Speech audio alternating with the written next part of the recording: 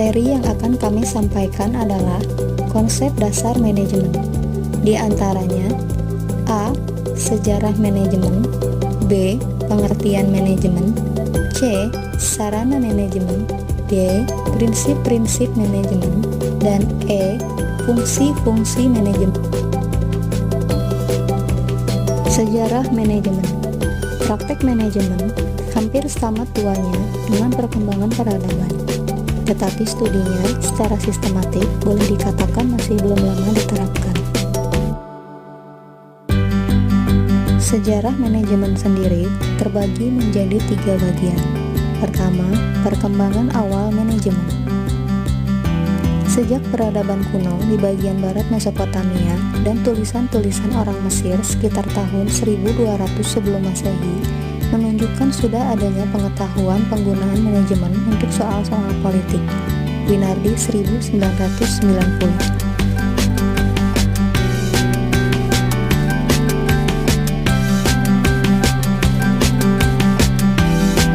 Sejarah Yunani kuno dan kerajaan Romawi banyak memberikan bukti tentang pengetahuan manajemen, terutama dalam pengelolaan persidangan, praktek pemerintahan, kesatuan usaha kelompok dan pelaksanaan otoritas, serta organisasi tentara.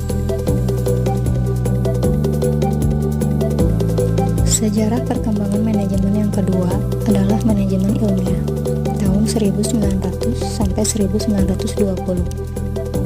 Frederick Winslow Taylor dikenal sebagai bapak manajemen ilmiah.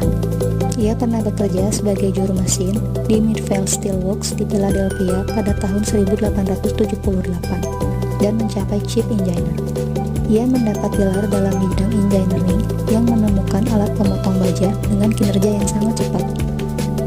Taylor mengeluarkan karya ilmiah The Principles of Scientific Management pada tahun 1911 yang di dalamnya diungkapkan prinsip fundamental sebagai landasan pendekatan ilmiah manajemen.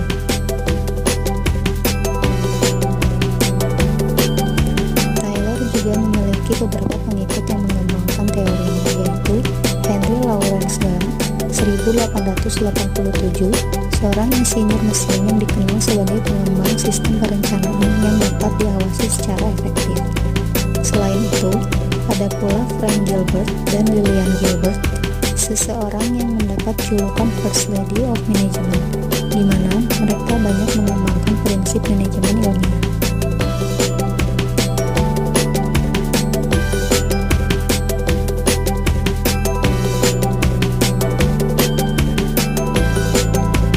Sejarah perkembangan manajemen yang selanjutnya adalah manajemen modern. Bapak manajemen modern adalah Henry Fayol, seorang industrialis berkebangsaan Prancis yang mengeluarkan buku manajemen dengan judul Administration Industriale et Générale. Ia mengembangkan aktivitas manajerial yaitu teknikal, komersial, finansial, kepastian, akunting, dan manajerial.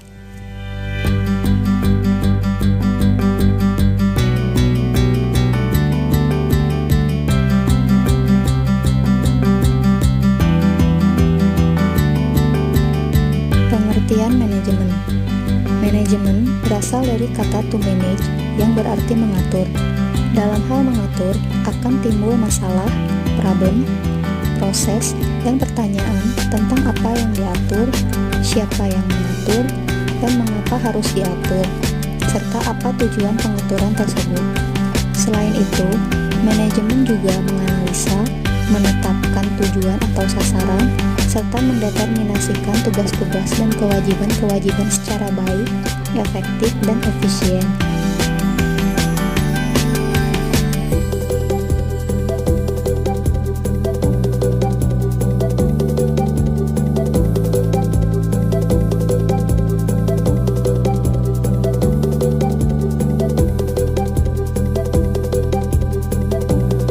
Manajemen menurut ahli.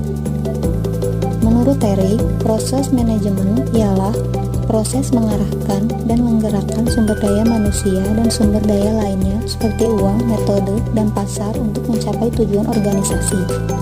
Adapun menurut Hersey dan Blackhart, Manajemen ialah proses bekerja sama antara individu dan kelompok serta sumber daya lainnya dalam mencapai tujuan organisasi adalah sebagai aktivitas manajemen, baik dalam wadah organisasi bisnis, pemerintah, sekolah, industri, dan lain-lain. Menurut Money dan Premax, hakikatnya, proses manajemen dilakukan para manajer dalam suatu organisasi dengan cara tertentu dan dengan mempengaruhi pegawai sesuai prosedur pembagian kerja dan tanggung jawab yang diawasi untuk mencapai tujuan bersama.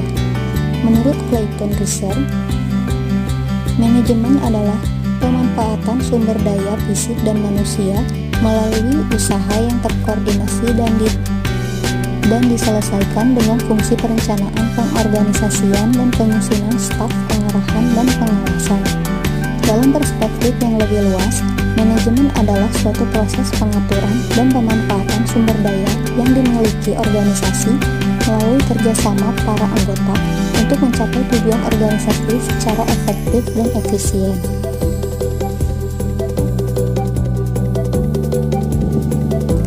Kesimpulan yang dapat ditarik dari pendapat-pendapat di atas. 1. Manajemen adalah perpaduan antara ilmu pengetahuan dan seni. 2. Manajemen adalah proses sistematis, terkoordinasi, dan kooperatif dalam memanfaatkan SDM dan sumber daya lainnya. 3. Manajemen mempunyai tujuan tertentu. Berhasil tidaknya tujuan itu tergantung pada kemampuan mempergunakan segala potensi yang ada. 4. Manajemen hanya dapat diterapkan pada sekelompok manusia yang bekerja secara formal serta mempunyai tujuan yang sama pula. 5. Manajemen hanya merupakan alat untuk mencapai tujuan dengan efektif dan efisien. 6. Manajemen kepemimpinan merupakan faktor yang sangat dominan. 7. Manajemen merupakan sistem kerja yang kooperatif dan rasional. 8. Manajemen didasarkan pada pembagian kerja, tugas, dan tanggung jawab yang teratur.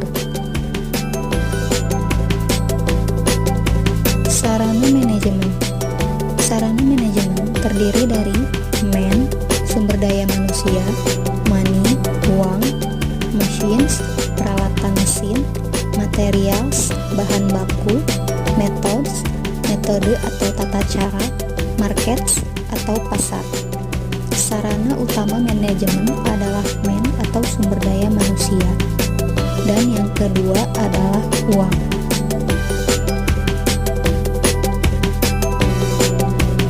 Untuk dapat mencapai tujuan dan aktivitas sarana manajemen, maka sarana manajemen dapat kita tinjau dari beberapa sudut, yaitu sudut proses yang terdiri dari planning, organizing, staffing, directing, dan controlling.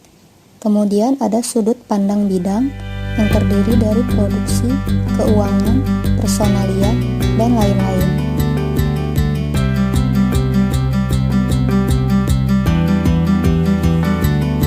Prinsip-prinsip manajemen menurut Malayu. Menurut Malayu, prinsip adalah suatu pernyataan fundamental atau kebenaran umum yang dapat dijadikan pedoman pemikiran dan tindakan, muncul dari hasil penelitian dan pengalaman. Prinsip ini sifatnya permanen, umum, dan setiap ilmu pengetahuan memiliki asas yang mencerminkan intisari kebenaran-kebenaran dasar dalam bidang ilmu tersebut. Adapun prinsip-prinsip manajemen menurut Winardi 1990 adalah sebagai berikut.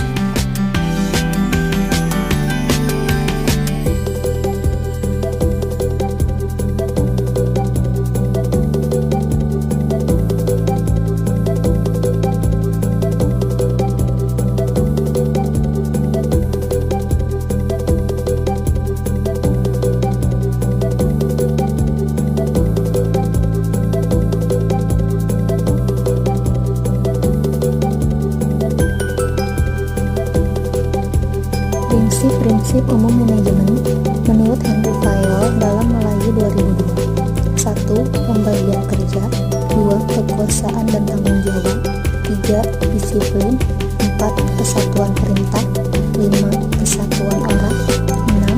Mengutamakan kepentingan umum di atas kepentingan pribadi. 7. Remuneration of personnel. Menurut asas ini, gaji dan jaminan-jaminan sosial harus adil, wajar, dan seimbang dengan kebutuhan, sehingga memberi memberikan kepuasan maksimal bagi karyawan maupun majikan. 8. Pusat wewenang. 9. Hierarkis. 10. Order. 11. Keadilan. 12. Inisiatif. 13. Kesatuan. 14. Kestabilan jaminan. Dalam pembagian kerja, ada limit factors, artinya adanya keterbatasan manusia dalam mengerjakan semua pekerjaan, di antaranya keterbatasan waktu, keterbatasan pengetahuan, keterbatasan kemampuan, dan keterbatasan perhatian.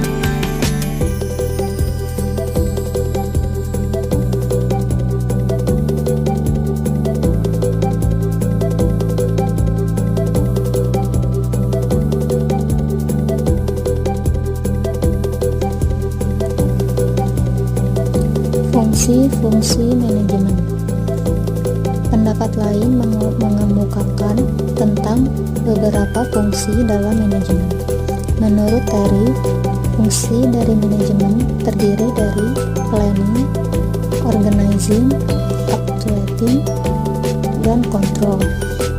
Sedangkan menurut Henry Fayol dalam Lunardi 1990, fungsi-fungsi manajemen terdiri dari planning, organizing, command, coordination, dan control. Terry menjelaskan terdapat 3 unsur pokok dalam kegiatan perencanaan. 1. Pengumpulan data. 2. Analisa fakta. 3.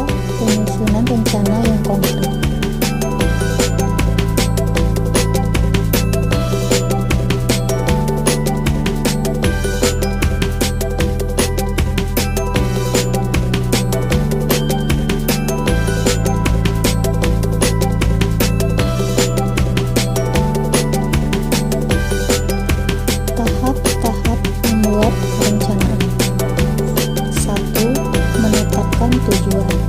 Tujuan harus realistis dan ekonomis. Tujuan yang realistis adalah tujuan yang mempunyai kemungkinan untuk dicapai berdasarkan situasi dan kondisi. Sedangkan tujuan ekonomis adalah tujuan yang secara maksimal dengan penggunaan daya dan dana serta fasilitas dari perusahaan yang tersedia semaksimal mungkin. 2. Dugaan dan ramalan. Mengumpulkan data serta menetapkan dugaan-dugaan serta ramalan-ramalan. 3. Alternatif cara bertindak. 4. Penilaian alternatif. 5. Memilih alternatif. Dan 6. Pengorganisasian.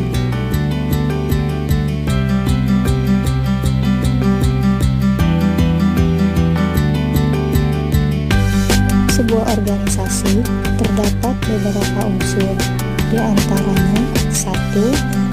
Ada kumpulan orang-orang.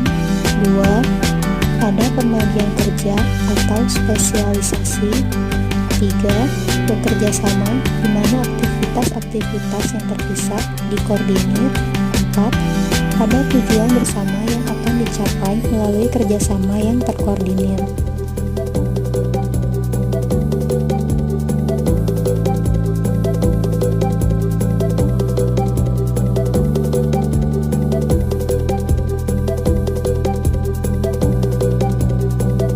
Pengorganisasian yang efektif dapat menjelaskan siapa yang akan melakukan apa, menjelaskan siapa pemimpin siapa, menjelaskan saluran-saluran komunikasi, memusatkan sumber-sumber data terhadap sasaran-sasaran.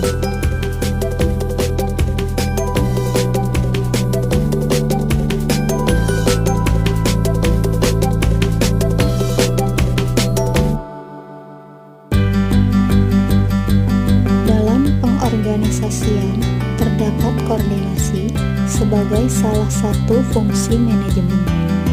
Proses pengorganisasian dibagi menjadi 5 tahapan. 1. Perincian pekerjaan. 2. Pembagian pekerjaan. 3. Pemisahan pekerjaan. 4. Koordinasi pekerjaan. 5. Monitoring dan reorganisasi.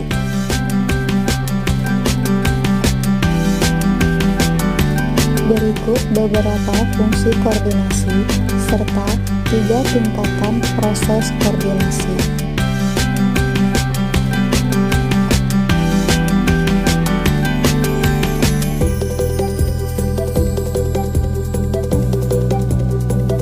Pengawasan atau controlling merupakan proses pengamatan atau pemantauan terhadap pelaksanaan kegiatan organisasi untuk menjamin semua pekerjaan yang sedang dilakukan berjalan sesuai dengan rencana yang telah ditentukan sebelumnya. Berikut beberapa sasaran pengawasan, serta pengawasan sebagai proses terdiri atas 3 langkah universal.